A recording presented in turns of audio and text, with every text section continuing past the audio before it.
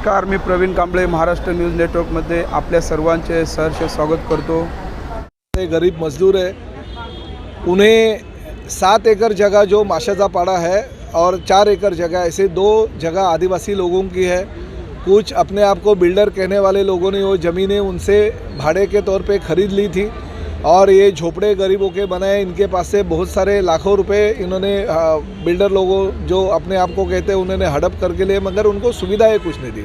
ना लाइट की सुविधा दी, ना पानी की सुविधा दी, ना रास्ते दिए, ना सार्वजनिक शौचालय दिए।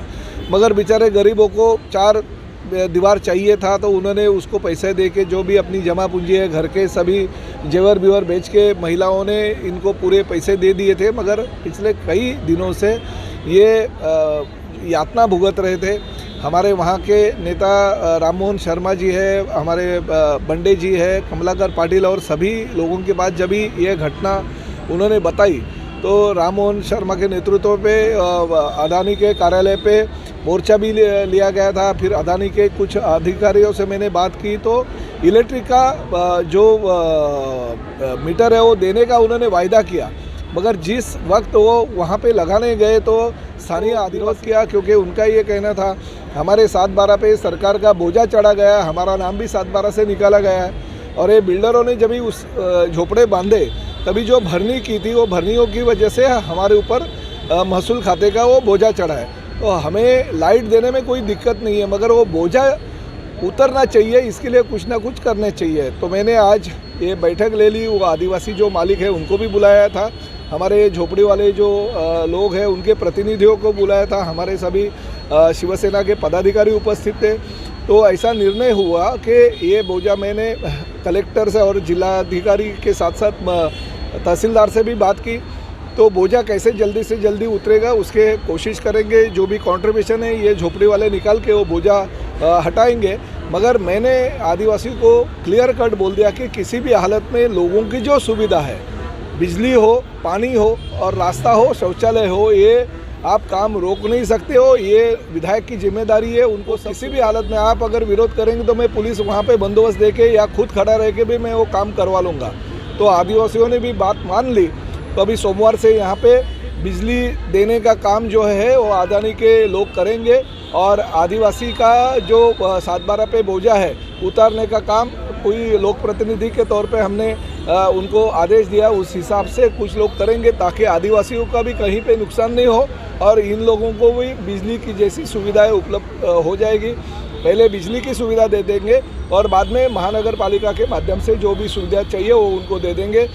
बिजली की सुविधाएं के लिए अडानी का जो भी जो फॉर्मेलिटीज़ है वो इन लोगों को से या देश के लंबे से यहाँ पे आए। देखिए, इनको तो यहाँ वो ज़मीन किसकी है, वो ज़मीन का मालिक कौन है, आदिवासी है क्या, वो सरकारी ज़मीन है क्या, प्राइवेट है क्या, ये तो मालूम नहीं रहता। बेचारे यहाँ पे काम धंधा अपना रोजी रोटी कमाने के लिए इतने लंबे से यहाँ पे आते हैं तो उनको इस बात का पता नहीं रहता है। सब भूमाफिया जो है, जो इनको जिन्होंने फंसाया उनके ऊपर कड़ी कार्रवाई होनी चाहिए, उनके ऊपर गुनाह दाखिल होना चाहिए। जो लोगों को फंसाते हैं और खासकर गरीबों को फंसाते हैं उनको जेल के अंदर डालना चाहिए, ऐसे मैंने पुलिस को कहा है। तो जो भी भूमाफिया है ये गरीबों को जानबूझ करके यहाँ के भूतपूर्व नगर सेवक कम दलाल अनिल भोसले ने स्थानिक आदिवासी लोगों और उत्तर भारतीयों के जो वहाँ के रहवासी थे उनके बीच में झगड़ा लगाने का काम किया, क्योंकि आदिवासी के घर में मैंने खाना खाया है, लोगों का इतना सलोखे की संबंध थी। लेकिन कल भड़का करके जो ये लोग गरीबों का जो केबल आया था वो केबल वाले को दम दे करके अदानी के कर्मचारियों को दम दे करके भगाया।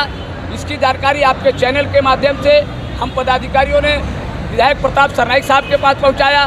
सरनाइक साहब का आदेश आया कि कल हम सवेरे 11 बजे काशीमीरा पुलिस स्टेशन में आ रहे हैं। उनके वहाँ के जो रहवासी है, वहाँ के जो कुछ लोगों को लेकर करके आइए, हम उनसे मिलना चाहते हैं और उनकी समस्या का समाधान करना चाहते हैं। हालांकि ये सब काम जो है एक नगर सेवक का काम है, लेकिन विधायक प्रताप सरनाइक साहब इस काशीमीरा के हाईवे पट्टे में 250 करोड़ रुपया, कल एक जो दलाल बोल रहा था कि यहाँ पे मैंने काम किया, वहाँ पे मैंने काम किया, यदि वो काम किया होता तो प्रताप सरनाइक साहब को सिर्फ प्रभाग क्रमांक 14 में 250 करोड़ रुपया की निधि लाने की आवश्यकता क्यों पड़ती। मैंने कहा विधायक प्रताप सरनाइक साहब के माध्यम से दलित बस्ती के माध्यम से मांडवी पाड़ा, मासाचा पाड़ा, ढाचकुल पाड़ा, खेतेश्वर आश्रम, इन सभी जगहों पे रास्ते का काम MMRDA के माध्यम से रास्ते का काम चालू है।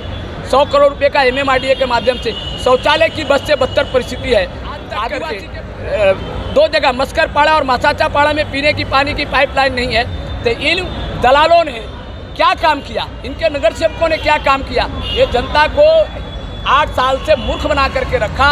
आज यहाँ की जनता जागरूक हुई और 1 महीना पहले मेरे पास आए, उसका पाठ पुरावा किया और उसका नतीजा था कि कल केबल पढ़ने का काम चालू हुआ। आज आए थे, क्या मसला निकला? देखिए, वो एक विधायक है, विधायक वहाँ के गाँव करी का यानी आदिवासी का भी प्रतिनिधित्व करते हैं, वहाँ के उत्तर भारतीयों को प्रतिनिधित्व करते हैं, जो भी अन्य समाज को, गुजराती समाज, मारवाड़ी समाज, सभी समाज, बिहारी समाज, सभी को प्रतिनिधित्व करने वाले विधायक प्रताप सरनाईक साहब हैं। उन्होंने उनको बुलाया, पुलिस प्रशासन को लिया और मासाचापाड़ा के जो प्रतिनिधि थे इनके सोसाइटी के माध्यम इनको बुलाया और बोझा का बात आया। उन्होंने कहा कि थोड़ा आप डिस्ट्रीब्यूशन करो और तहसीलदार को फ़ोन किया। 6 बजे उनके कार्यालय में मीटिंग लगाए हैं और उस मीटिंग में कम से कम बोझा करने की बात वहाँ पे आई है।